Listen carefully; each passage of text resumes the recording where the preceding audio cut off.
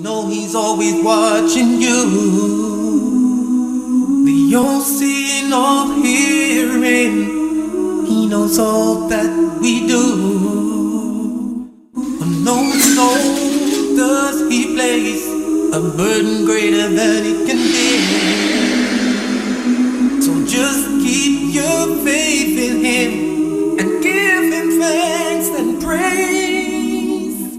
He is the maintainer, he is the preserver, he is the... Debates over integrating devout Muslims into society are not unique to the United States. Effective today, it is illegal to wear a burqa in France or a niqab like this, a Muslim veil that reveals only the eye. I'm joined by Hiba Ahmed, a writer for the blog Muslim Matters, who's against the ban. She's in Albuquerque. And Mona El-Tahawi, a columnist on Arab and Muslim issues, who wants to see the ban extended everywhere. She's joining me from Washington. Welcome to you both. Let me begin, if I might, by quoting President Sarkozy of France in his justification for the law. It's kind of a remarkable statement. He says, and I quote, this is the President of France, "The burqa is not a religious symbol. It's a sign of enslavement, of debaseness. I want to say this solemnly. The burqa will not be welcome on the territory of the French Republic.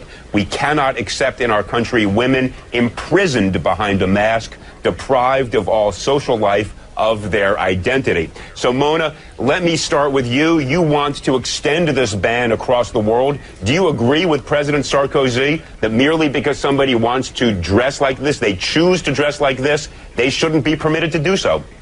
You know, Elliot, I detest Nicolas Sarkozy. I consider him right-wing and racist, but I also detest the niqab and I detest the face veil. And I say this as a Muslim woman. I think it represents an ideology that does not believe in Muslim women's rights to do anything but choose to cover her face. And I find that I believe that the niqab dangerously equates piety with the disappearance of women. And so I support banning it everywhere because it's not in the Quran, it's not an obligation for a Muslim woman to cover her face. And my talk with you now, with you seeing my face, is going to be very different than if I was sitting here with my face covered. I believe the human face is central to communication. Okay, Mona, the only thing I would observe, and I want to give Hiba a chance to jump in, of course, but I heard you use the singular personal pronoun I many times, and that I have no doubt you believe that, but why should your beliefs ban other people from wearing what they want to wear? That's what I don't get. Hiba, explain to me why you think the ban is a bad idea.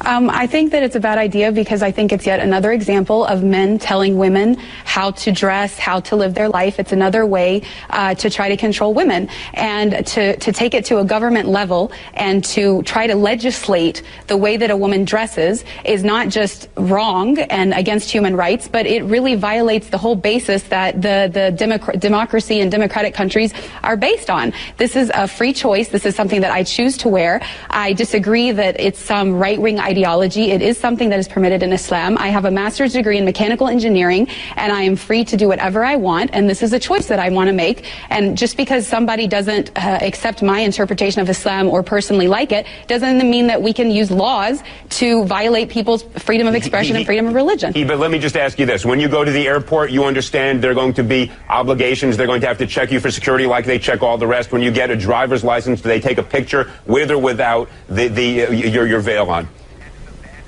Absolutely. I want everyone to know that as a Muslim woman, as a Muslim in America, I am just as concerned about safety and security as everybody else, and I have no problem whatsoever accommodating any security issues that come about when I enter a bank, when I go to the airport, when I go to the DMV. I show my face, and actually in Islam, we are required to show our identity when we're in a court system giving testimony. This is absolutely something that is essential for the security and identification of people, but that doesn't mean that I should be banned completely from what I choose to do. Okay, Mona, let me jump in here. There are lots of types of dress that I look at and I don't like them. I think they're degrading. I think they're oppressive.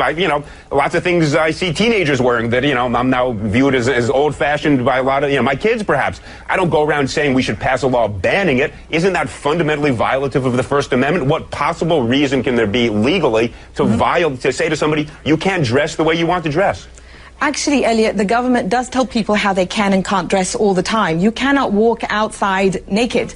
There are many states here in the US where 3 or more people cannot be together in public with wearing a face mask. So the government actually does legislate over our wardrobe, but no, everybody conveniently forgets that. I would like to ask Heba, you know, once I'm done talking, if she works, because we've been on media shows together where we've been on opposite ends of this argument. And I know from what she said before that once she started covering her face, she stopped working. So my argument is, and this is not just about I understand what the point that you were making earlier, Elliot. Feminist groups, many women's rights groups have made the point that what the niqab does in a society, especially for Muslim women, is that it creates a spectrum where that is the pinnacle of piety and that is the good Muslim woman.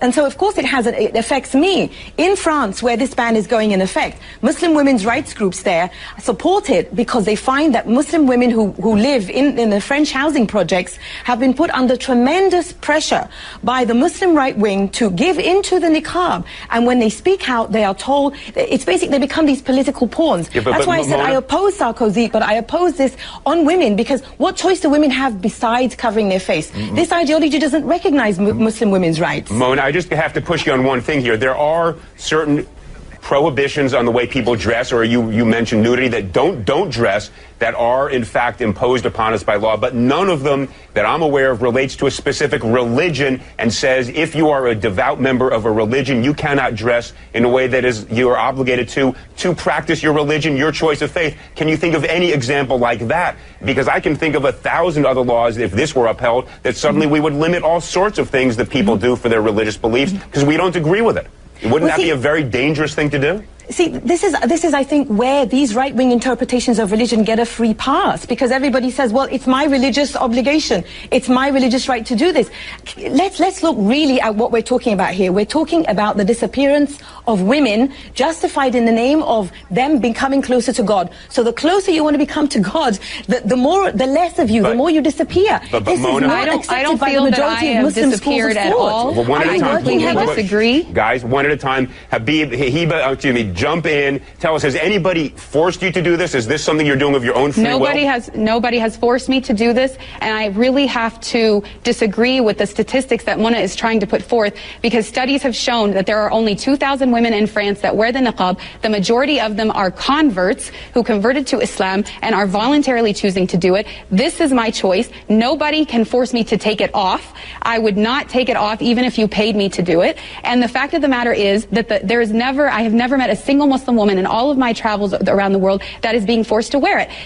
I understand Mona does not like it and does not want to wear it personally, but she keeps talking about her own feelings about it, and she wants to use the law to support it. If she wants a diversity in Islamic belief, then she has to accept my version just like she wants me to accept hers. Mona, let me ask you this question. Do you have any evidence to support your statement that women are forced to wear this? And let me ask you this. If women are being forced to do something they don't want to do, there is recourse other than banning this entire mode of dress that is chosen, as we just heard from Heba, by people who do choose to wear it of their own free will. You know, I lived in Saudi Arabia. Heba says that she's traveled the world and she's never met a woman who's been forced to wear it. I lived in Saudi Arabia where millions of women are forced to cover their face. But now that the argument will be, well, that's in Saudi Arabia, not in France.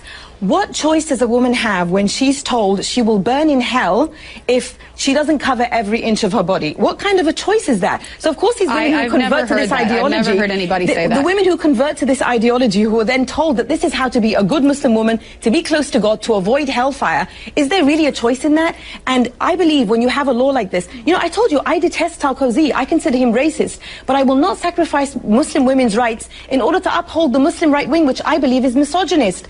With a law like that, a woman can tell her husband or any male relative who is forcing her to dress like this, the law says I don't have to dress like this. Mona, let's not deal with Saudi Arabia. Different customs, different laws. We have a First Amendment. No, I was talking about France. I was talking about France. Wait, hold on one second. In the United States, we have a First Amendment that gives people the right to practice religion as they wish. Do you not think that a law that in the United States that would ban this form of dress would violate the First Amendment permission to practice religion as each individual sees fit? Well, this comes back to religion again. Everything is allowed just because someone says it's their religious belief. You know what I think? No, Mona, you're going to jump in. Hold 1 second. It's banned or permitted until there is some compelling state interest on the other side, but it's got to be an overwhelming interest. What is the overwhelming interest that would justify us in banning a type of dress that people choose as a result of their religion? Well, all the reasons I just gave you, but I will repeat. I believe that this is genuinely harmful to Muslim women because it creates this pinnacle of piety in which a Muslim woman is told, this is the closest you can get to God, and she's disappeared. I'm no longer here. You don't even know who I am. The face is central to communication. And not just that, it objectifies women. The pinnacle of objectication. Look, I agree with much of what you're saying, but not as a matter of law. Hibba, you know, you get the last word. You haven't gotten a fair time on this one. Give it best 15 seconds you've got. Basically, I want people to know that when I choose to cover this way, it's because I am fighting against a systematic oppression against women in which women's bodies are being sexualized and objectified. This is a different perspective and a different form of empowerment in which I think when I'm in public, my sexuality is in my control and people have to deal with my brain and who I really am and not judge me by my body. And if we want to really talk about the oppressive situation of women, let's talk about all of the eating disorders, all of the plastic surgery, all of the unhealthy diets that are being done, all in the name of having the perfect body. To me, this is liberating and this is empowering. Mona keeps saying, I believe, I believe, I believe. Well, we don't make laws based on what Mona believes or what anybody believes. All right, guys, it's based on whether or not... This is clearly not an issue we're going to resolve in the next 10 seconds. I want to thank you both, Hibba Ahmed and Mona El-Tahawi. Clearly a passionate and important debate.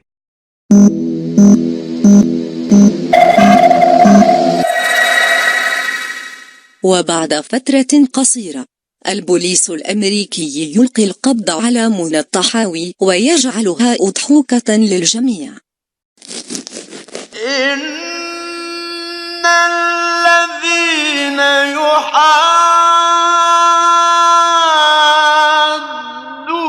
الله ورسوله أولئك في الأذلين.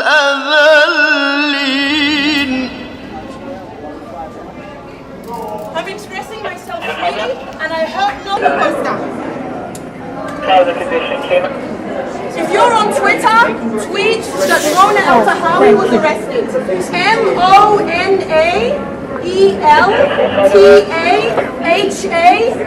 MONAELTAHAWI. And my arrest, I'm 45 and I'm Egyptian American and I refuse hate. What do you mean that's why? And I will continue to non-violently protest hate. And that is hate and racism. This is what happens in America when you non-violently protest.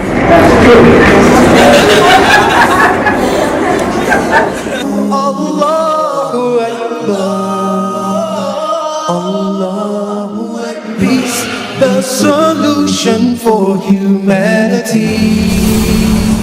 Eternally, oh, peace.